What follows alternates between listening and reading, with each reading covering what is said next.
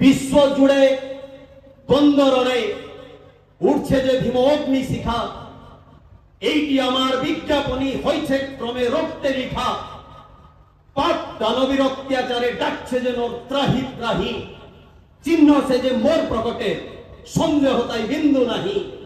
নাইরে দূরে আয়রে কোলে কাঞ্ছে কেন আর দুঃখ ভোগে, ধর্ম সংস্থাপনার ঠায় সম্ভব আমি যুগে।